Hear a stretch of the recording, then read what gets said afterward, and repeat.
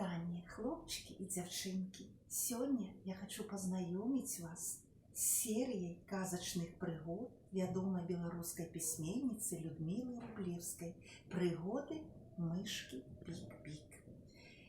У звычайнай гарадской кватэры, у пакоі, які належыць маленькай Веранічцы і Максімку, жыве пад шафай тоўсенькая, лянівая мышка, якую завуць Пік-Пік.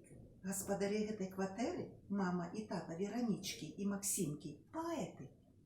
Мусіць, і таму мышка Пік-Пік не зусім звычайная мышка, гэтакі, як і яе сяброўка, котка Пепіта. Сёння я хочу пазнаёміць вас з адной прыгодай, якая здарылася з мышкай Пік-Пік. Аднойчы, калі все ў кватэры паснулі, побегла мышка Пік-Пік на кухню чым-небудзь падсілкавацца. Ну, гаспадары, ну, галота! Ні цукерачак, ні торцікам, ні печыва не пакінулі на стале для беднай мышкі.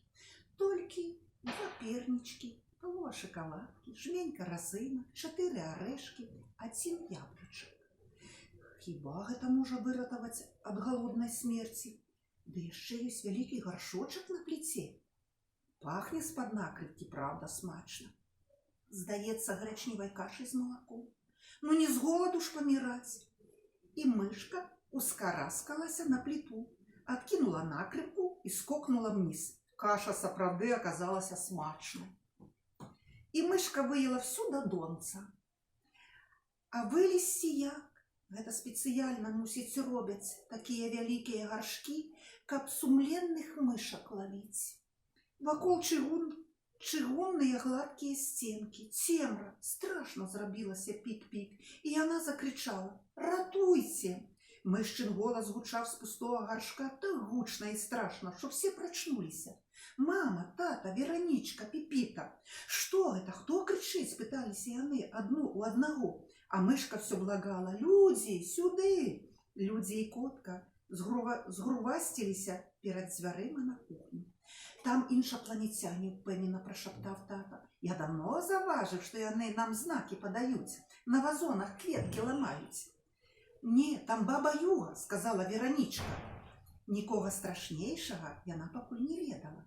«А мне здаецца, гэта рабаўнік. Ён лез да нас праз фортку і зашчыміўся. Па тэлевізоры нядаўна пра такое распавядалі», — запярэчыла мама. «Глупства!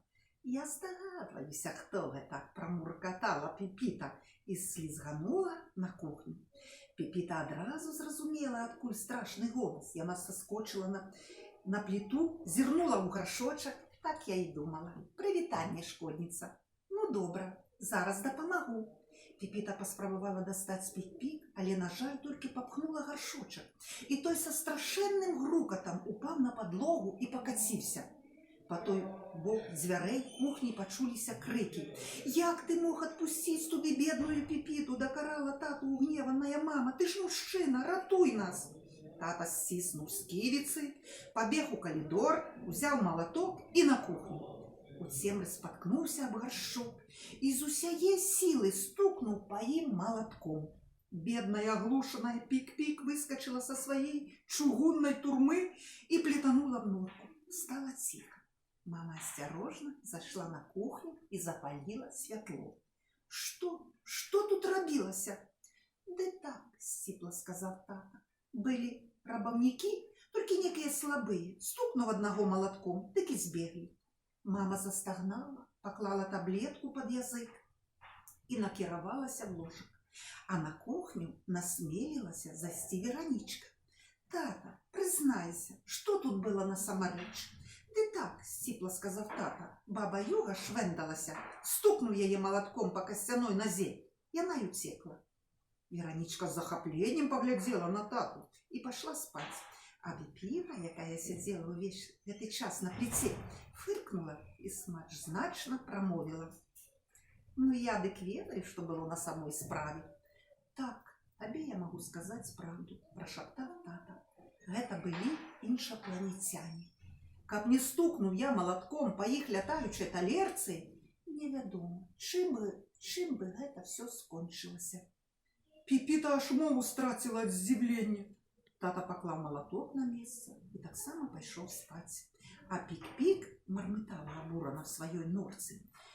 Гэта неадменна штукарствы амерыканскага гангстера Мікі Мауса.